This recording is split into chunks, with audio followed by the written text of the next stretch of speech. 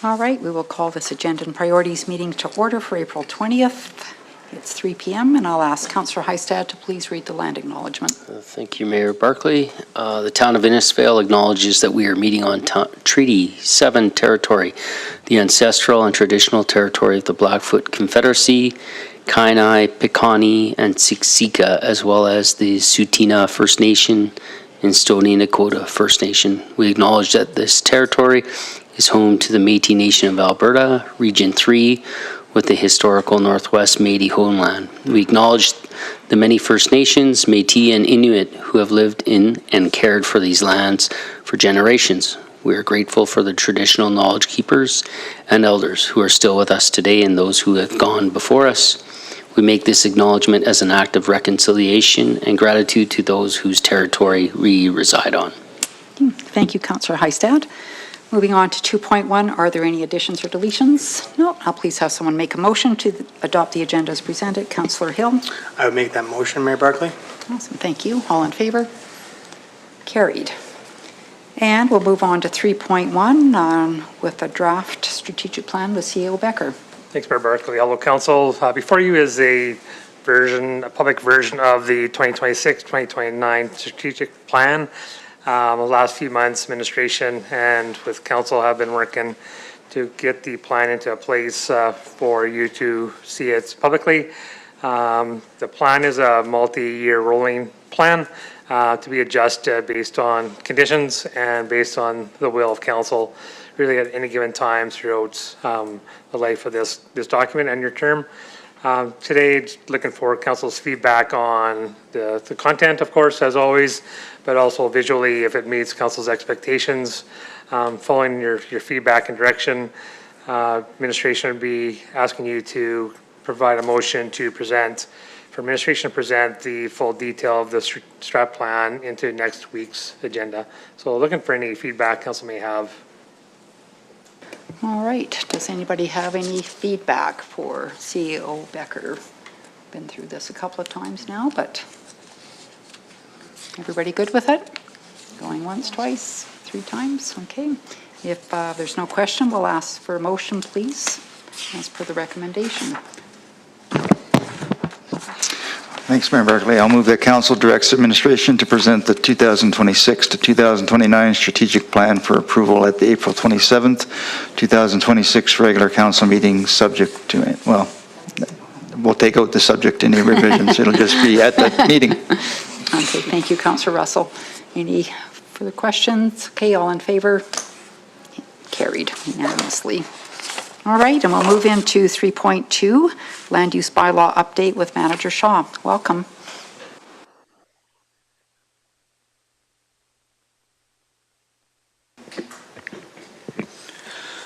Good afternoon, Mayor and Council. Today, administration is bringing to you for your consideration the Land Use Bylaw.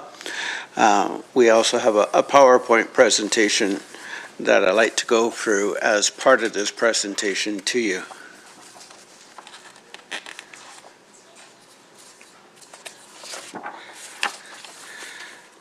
So first question that you may want to ask is, why do we need to have a new land use bylaw? So basically, land use bylaws provide regulations that govern the use and development of lands within a municipality. Administration began working on the draft land use bylaw in March of 2025 after the municipal development plan was adopted by council.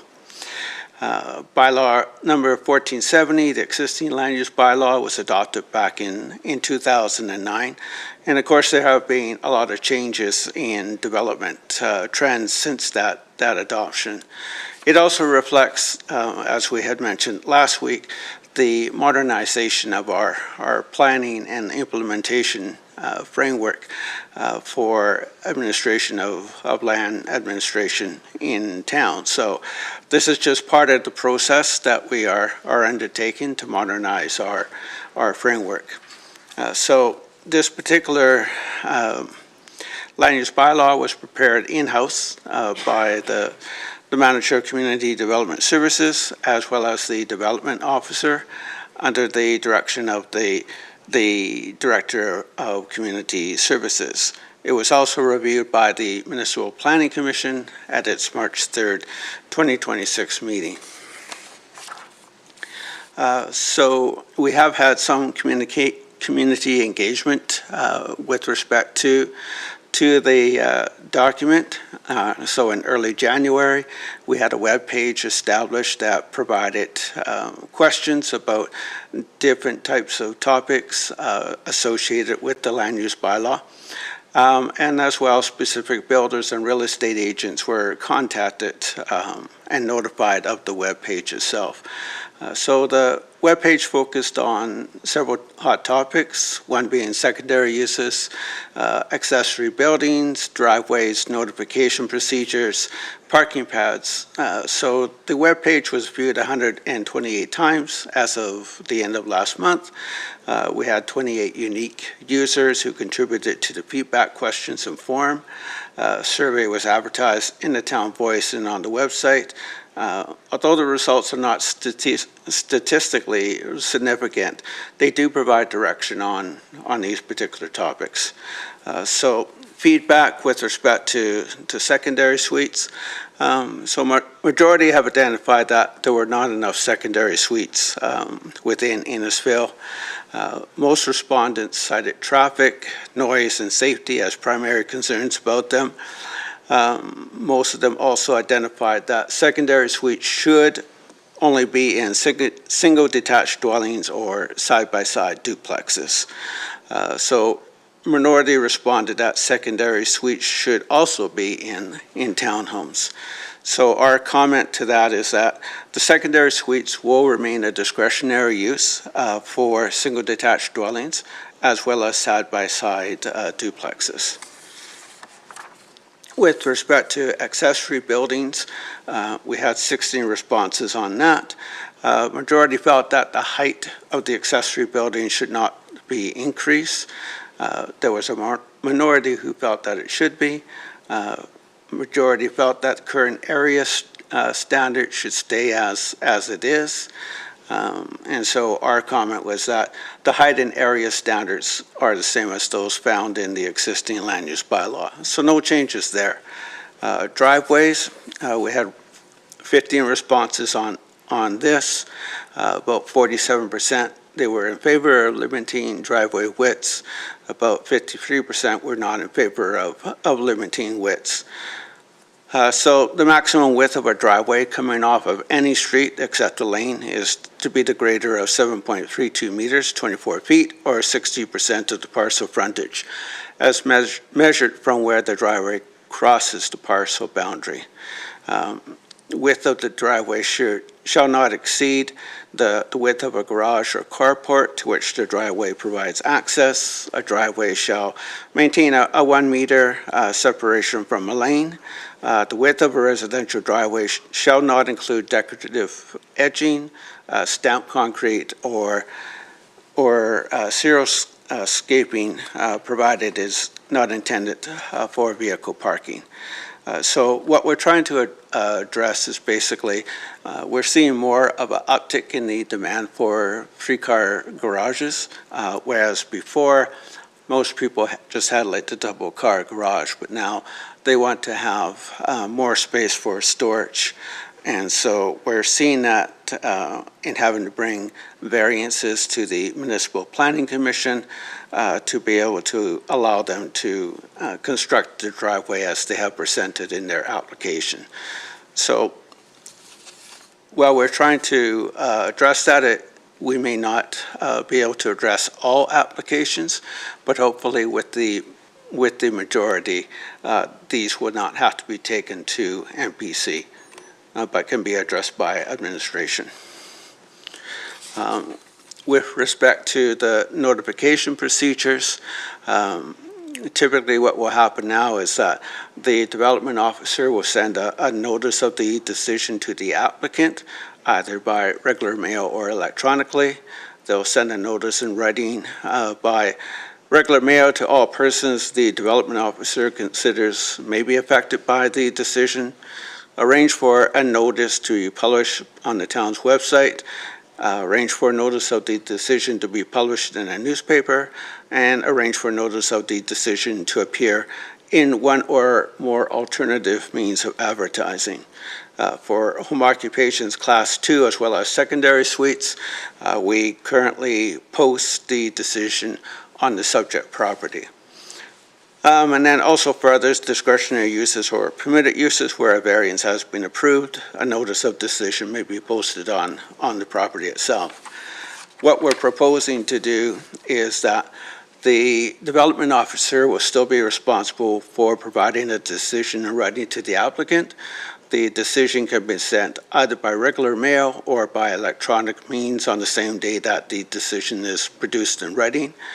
Their development officer is also responsible for arranging for notice to be published on the town's website stating the legal description, civic address, the nature of the development and provisions for appeal for the following: permitted uses where no regulations have been varied, or discretionary uses with or without variances.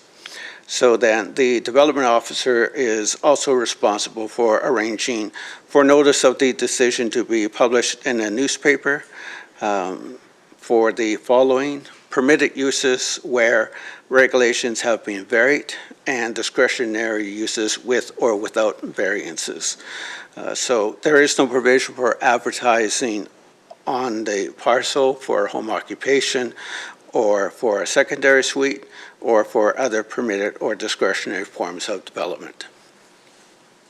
Again, what we're trying to do is to simplify the administration of the land use bylaw itself.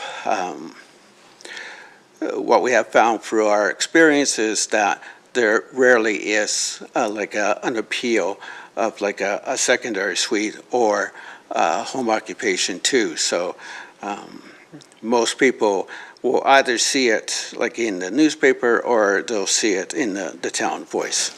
So, Parking pads. Manager Shaw, can I yes, interrupt sorry. you and ask a question, or do you want us to wait till the end for questions? I'm sorry. Should we Mayor. wait for the end, to the end for questions, or could ask now? About questions to you? Should we ask now or wait until the end? Oh. Sorry. Sure, if council wishes to ask questions as we Okay, go through. it's a lot of material, so. So question I have on the home occ 2, currently they have to come to MPC, correct, to be Correct. approved? So is that necessary, or is that something else that could be streamlined, or? Because of, Mayor and Council, because of the nature of home occs, they do tend to be a little bit more, say, disruptive than compared to home occ ones. So we felt that it would probably be better to come to MPC and then to also have it be advertised. Just from general experience, we do know that there could be complaints arising from like the use of part of your garage for doing activities that result in noise or odors that come from your activities.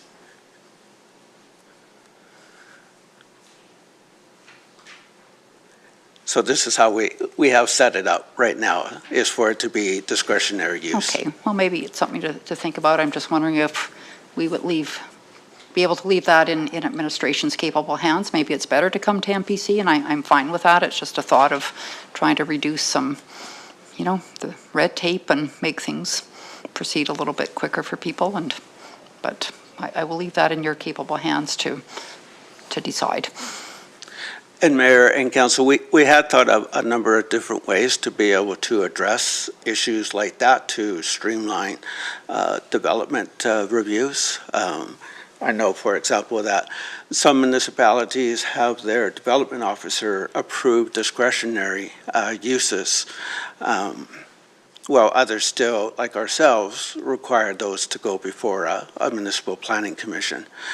What we're hoping to do is to actually streamline the development review process and decision-making process by having some of the things that we dealt with here being able to be dealt with by the development officer and not having to come to MPC where we have to request variances of inches, where it's not really going to affect the adjacent neighbor, but these are the things that we have to do because of the regulatory framework that we have.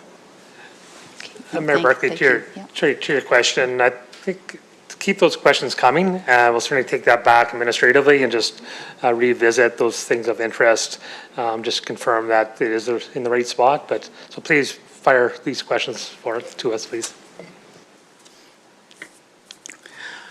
So with respect to parking pads, so 80% of the respondents responded that parking pads should be allowed in front yards.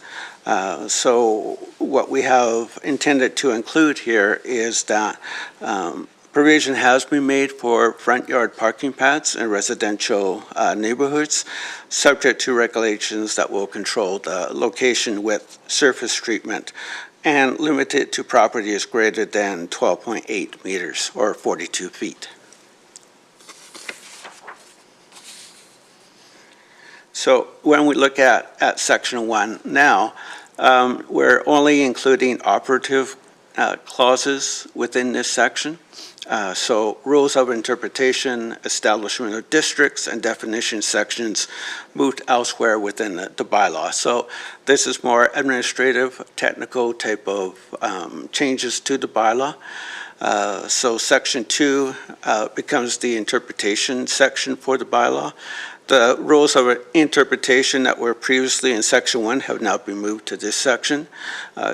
Definitions have been split into two classes, one being for uses, one being for terms. Each use now has a definition, whereas before in our existing bylaw, some of the uses did not have definitions. Section 3, the operation and administrative procedures. So some wording from Section 2 have been included within this section. Section 2.5, contents of a development permit application, has been greatly expanded under Section 3.8 by amalgamating information that was previously found under different headings into this one section. In addition to regulations pertaining to development applications, there are now regulations for applications pertaining to demolition, signs, home occupation class 2, landscaping, relocation of buildings, including those that apply to land use bylaw amendments and subdivision applications previously found in Section 2.5 of our existing bylaw. So again, more technical type of changes, trying to make the bylaw easier, one, to understand, but also to administer by administration. So Section 4, the general land use regulations. So these are the regulations that are common to land use districts under other requirements that you would have seen in the existing bylaw under each district. So we have basically amalgamated them into large sections within this particular chapter of the land use bylaw, again, to try to make it as administratively smooth as possible. So we have a section on driveways and parking pads have been added, and also the fencing height in front yards will now be changed to 1.2 meters or 4 feet. Currently, it's 3 feet under the existing bylaw. Sign regulations, basically this section remains as it was constructed in the existing bylaw. There's been some changes to the diagrams itself, but basically it remains the same. In Section 6, the land use districts, what we have done is to amalgamate a number of different uses under general headings. So for example, you have like business support services, cultural, natural, and recreational facilities or areas, essential public service, personal services, and professional services. And each of these uses would capture a variety of uses that are typically listed in the land use bylaw. For example, like parks, playground, that kind of thing would now come under a particular general use type of descriptor, as opposed to having their own list within a land use district. And so here you see the differences between the two bylaws. Now you'll have residential single detached dwelling district, residential multi-unit district, and we have also added a light industrial district. So which is similar to the existing industrial districts that we have, but oriented more to lighter type of development compared to what is found within the existing districts for industrial activity. Schedule B has been added. This is a schedule that was identified in the existing land use bylaw, but there was actually no schedule in it. So now what we have done is to include a schedule that shows these are the roads that you will have restrictions to. With respect to diagrams, so on the left-hand side, you see a diagram from our existing bylaw. What we have done now is to colorize it and to make it a little bit more understandable. And so while we haven't done all of the diagrams in the land use bylaw, we have done quite a few to be colorized and to make it simpler to understand. So next steps going forward after today is that we would come back to council to seek first reading of a bylaw that would begin the public hearing process, and then also to establish a public hearing date. So we still have more work to do here, but basically we wanted to come to council to say this is where we are with respect to the preparation of a new land use bylaw. It's been a long year, a lot of work, a lot of rewrites, a lot of reaching out, but I believe we're at a stage now that we can bring it forward for the general public and to have the first reading of the bylaw and establishing a public hearing date. Thank you, Manager Shaw, appreciate all the work you have put into this, you and your team. It's a lot. One question I have about light industrial, like tell me about the application of that. So we have a current industrial park.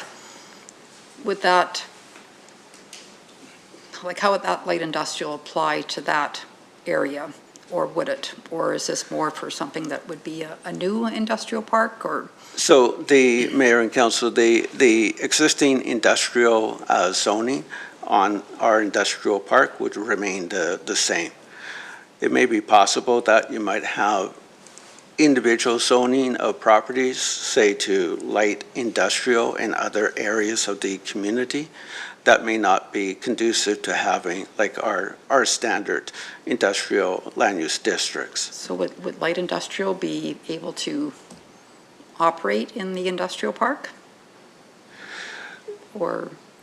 Mayor and council, like the light industrial park includes several of the existing uses within our two industrial districts. So you would still be able to have light industrial activity within the district or within those industrial lands themselves. And like I said, basically it's just some of the more heavy duty type of industrial activities have been stripped away to allow for uses that we feel are not going to be deleterious to adjacent properties, either through noise or dust or any other types of nuisances. The new district does provide future developers that option to utilize that district as well, where you may see more of a transition into light industrial into the heavier industrial as you move away from residential areas. Okay, no, thank you. And then, last question, I promise, but would there be any thought down the road, not immediate, but applying like plain language to our bylaws? So I know there are municipalities that have done a lot of work in that area, so it kind of simplifies the language, so it's easier for people doing applications to understand exactly what what they need to submit, and it's just something I will throw out there and leave it with you, and maybe something for you to speak about internally, or maybe you already have, but. So, Mayor and Council, while we have tried to introduce elements of plain language within the bylaw itself, at the end of the day, it's still a technical type of document that is limited in terms of its applicability to plain language, although we have tried to, where possible, to include such language within it. I can add to, and we do try, working with communications as well when we make sort of info sheets and things like that, but it is incredibly challenging It to is. create specific standards that apply in the situations you need them to, without being technical and specific. No, I understand it. It's difficult, right, for people to understand at times, and. I'll comment on the home occupation question as well. Typically, we would want to keep them as a discretionary use, just because of the variety that you can find in what qualifies as a home occupation too. That it's useful to have not only the discussion at MPC, but that appeal period being in place. So. Oh, fair enough. Perfect. Councillor Heistad? Yeah, I think the only question I have is the parking pad one. It's, I understand, I think from past history, it's, making sure that yards are they're well kept and all that, but the parking pad is, do you have to have a separate, this is my question, is that a separate pad to the driveway itself, or is that just part of the driveway? And that's my question is, at the end of the day, are we letting people, to me, it's like if the trailer fits, it looks appropriate, then it can, The biggest part with the parking pad as opposed to a driveway. yeah, So currently our bylaw doesn't speak to properties where there is no garage. Essentially, it's yeah, and then someone paves half their front yard as a parking pad. okay, And the sort of the aesthetics and the challenges with some of that. So we have attempted to create at least some parameters where that is possible, without okay. opening it wide open. Where you're adding on to making a driveway wider to allow you, that's still kind of part of your driveway. It's more, a driveway provides access to a building. Yes. Or a parking area. A parking pad is just a spot to park something. Yeah, and if there's no garage there, and Yes. you'd want it to be paved, right? You want it to be paved, Yep. and you don't want it to be the Yeah, the someone's entire front right on the lawn. front lawn, Yeah. which makes sense. No, I asked that question because I was approached on this probably 2-3 years ago. There's one in town, the older neighborhood, where, with, this changing potentially, you could have it if it's paved, correct? And that makes sense to me. As to, in my opinion, I think people collect a lot of things. And that's all I'm gonna say, to be polite, so, And thanks. that's fair. With the parking pad conversation, we kind of started with, there shouldn't be parking Yeah. pads. And then you start Google Earthing and driving Yeah. around, and you go, oh, but what about then? And and trying to find a way to provide some guidance Yeah. without, if you just straight up say no, you kind of back yourself into a Yeah. corner as well, so. No, and I can see where, this could be awkward at times. No, it's trying to make things incrementally improved, hopefully year by year, right? Or decades by decades. Thanks. Councillor Wing? Thank you, Mayor Barclay. And through to either the manager or the director, when we discussed this update, the land use bylaw review at MPC, one of the questions and part of the discussion that we had focused on data centers. And so we were told at that time that data centers at that time were listed as discretionary use, and they've remained as discretionary use? Okay, thank you. Thanks. Okay. Don't see anything else, so I'll just have one please make the recommended motion. Councillor McKellar. Mayor Barclay, I'll move that council accepts the report as information. Okay, thank you. All in favor? Okay, carried. Thank you, Manager Shaw. All right, we'll move into 3.3, Alberta Munis Resolution with CAO Becker. Thank you, Barclay. So at the end of the AB Muni's Leadership Caucus, there's a quick interaction between the town of Innisfil and the town of Cochrane. Town of Cochrane was looking for support of their drafting of a resolution to present to the fall convention of AB Munis. So between administrative exchange, administration is presenting to you the result of conversation with town of Cochrane. They're requesting if the town council would consider being a seconder on the resolution as presented in this report. The resolution itself, draft, is there for your consideration, and it is to do with the restoring provincial support for perpetual conservation easements. For the little review I took beyond the resolution, there was policy adjustment from the government recently, which created some time, I wouldn't say limitations, but time periods that you can apply these easements to.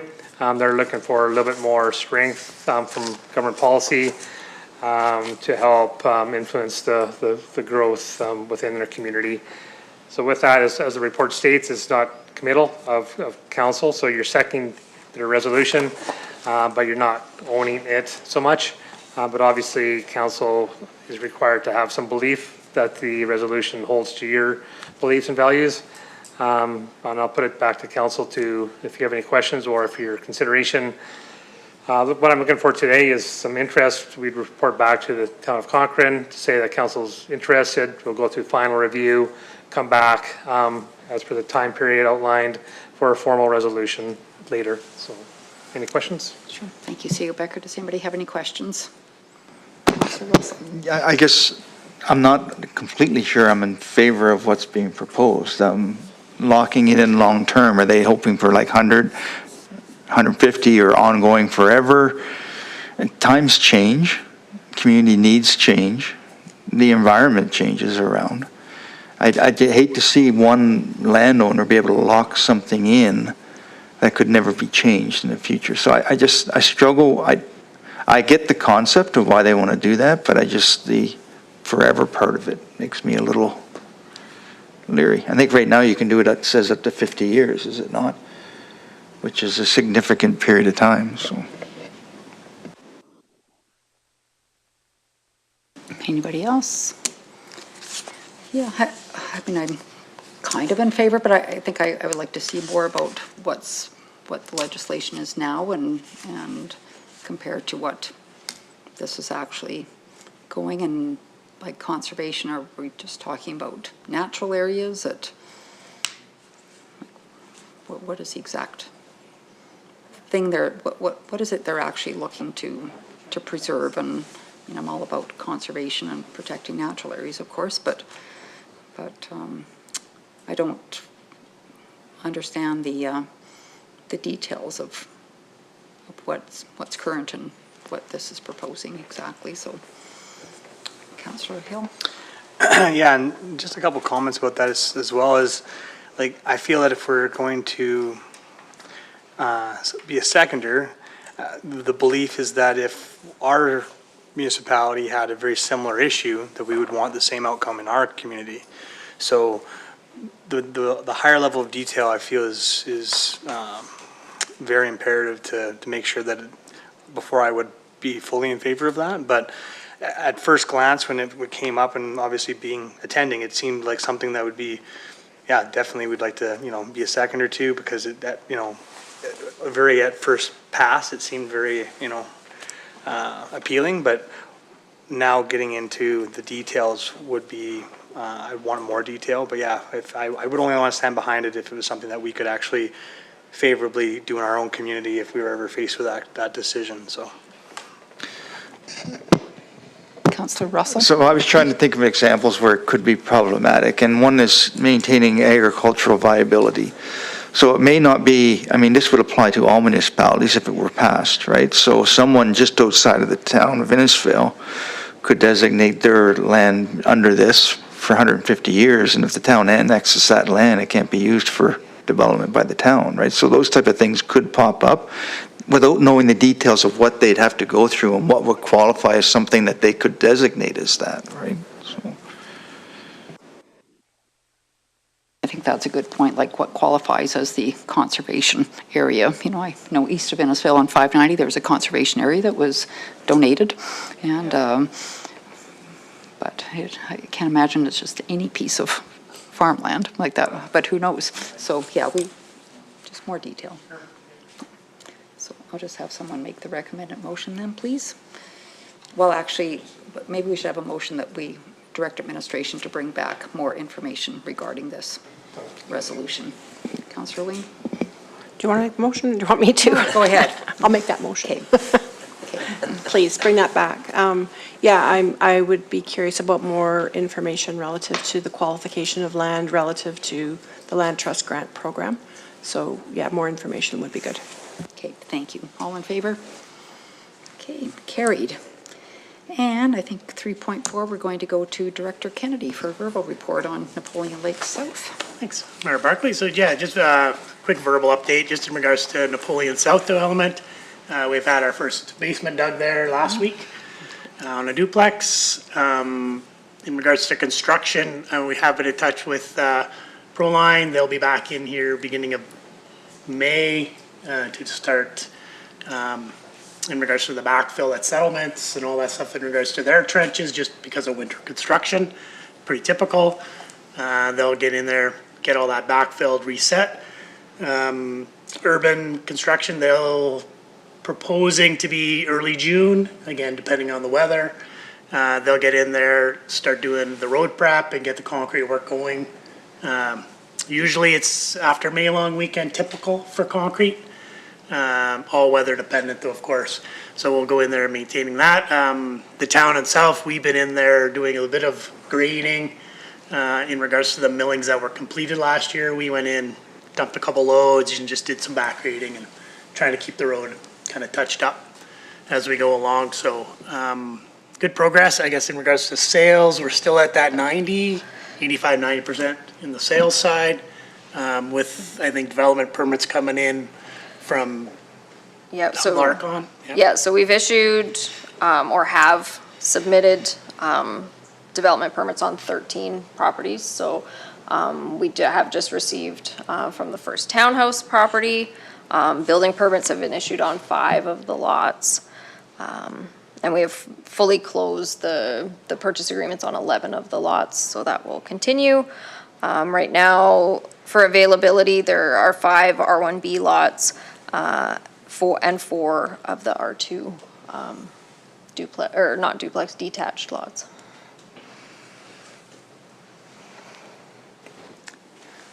Wonderful. So question I have, with the road, I mean, the road's, quite narrow in there. That was the design that we moved forward with. Setting the speed limit, will you set that at maybe a 30 kilometer per hour or 40 as opposed to 50, just because that road is so narrow? And I guess we haven't really discussed the speed limit in there. I think just the narrowness of the road, that's designed that way to reduce speed. It also reduces the cut-throughing of traffic to get onto 42nd. That will deter that right away as well on the north side there. But yeah, we haven't actually assessed the speed limit itself to be lowered. It would have to be brought back to council if that's a recommendation. Okay. Yeah. Okay, and I even, Director Kennedy, and I can't remember all the details from last week's meetings, of course, but some of the information that Manager Shaw was sharing, like on the Napoleon Lake area, like the width of the roads have to be a certain minimum.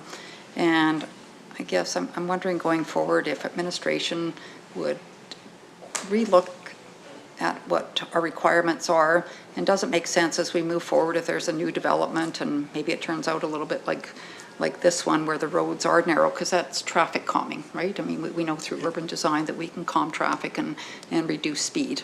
And but we can't do that if we have to have a minimum road width of whatever it was. It was quite wide. I don't recall what the number is, but I'm sure you know it. It depends on the road classification as well. So we just set a design standard. Okay. it doesn't meet, just like this one, for instance, if a design is brought forward in regards to a variance to that, we then review it and provide feedback in regards to relevancy and does it actually work? Like in this case, yeah, this is below what our standard would be. But the purpose is to calm traffic, eliminate cut-throughs, and promote walkability. So our standards are set on a typical, and then we just design as they come in, we would approve. The references that would have been made last week for the west side of Napoleon Lake, that's going to be a rural cross-section. So it is quite wide because essentially the road right-of-way is from the outside of the ditches. And then you have the ditch, and then you have the road. So the actual carriageway of the road isn't necessarily as wide as what is indicated there. Okay, just thinking with future development, I mean, it's, it all makes so much sense to do this, if possible, of course. And so with the speed limit, like, will you go back and just discuss that and then maybe recommend something to us, or how would we look at that? I think we would monitor how it goes. Again, that traffic calming, the intent is that people go slow because it feels like you can't go faster. Maybe. But again, once we have people have some traffic and, you know, it's functioning not just as a construction area, which it will be likely most of this year. Yeah, I mean, probably not Yeah. this year. I just think that, I don't know, if you have a speed limit of 50, people can go 50, right? And Yeah, I think Mayor Barclay at the traffic bylaw, CEO has the ability to set speed limits, I believe. So certainly as we get into the development and the road completion, we'll certainly have that conversation. But if it's physically can't able to go 50, we shouldn't have a posted 50. It only makes sense to go the speed limit of physically what you can do. Yeah, okay. Councillor Hill. Yes, thank you, Mayor Barclay. And just to comment that I understand, like, monitoring traffic is definitely a good thing, but there's, when we can, I guess, the knowledge or just the perception of the road width, I would be more in favor of being preventative than reactionary, instead of saying, oh my gosh, like, what were we thinking? Like, 50K is crazy, we should have never done that. I would rather, I'd rather maybe start with 30 and then have to go a little bit more if that was the case, and just be more preventative in that area, just because I think it is quite a bit more narrow, and like I said, I think that'd be my course of action, be more preventative than reactionary to that. Thank you. Councillor Heistad?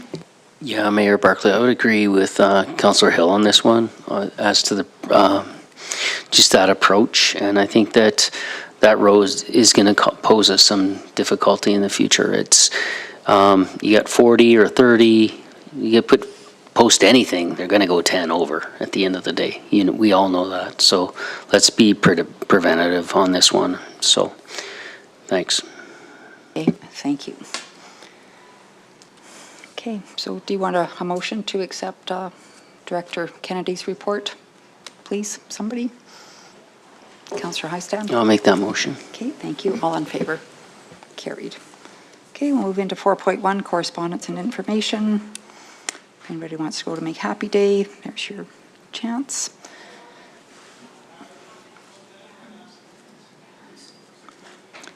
So we'll just have a motion, please, to accept the correspondence as information. Mayor Barclay, I'll make that motion. Thank you. All in favor? Carried. Okay, and then quickly go through roundtable. Councillor McKellar. Mayor Barclay, I have nothing to add at this time, and I'll submit a written report for next week's council meeting. Councillor Russell. Same, I'll submit a written report for the next meeting. Thank you. Councillor Heistad. Big Happy Day, I was going to say, Renita mentioned it to me, so she said it'd be nice to have. Got to put my mic on, Mayor Barclay. That helps. Big Happy Day, the manager had mentioned that it'd be nice to have some councillors if possible. Pool looks great. Thanks for giving us press releases. Appreciate that. And then that's it. I'll do a report. Perfect. Bye-bye. Thank you. Councillor Hill. Bye-bye. Hello, hello. Sorry. Is this thing on? Yeah. Anyways, I attended just a brief moment of the trade show.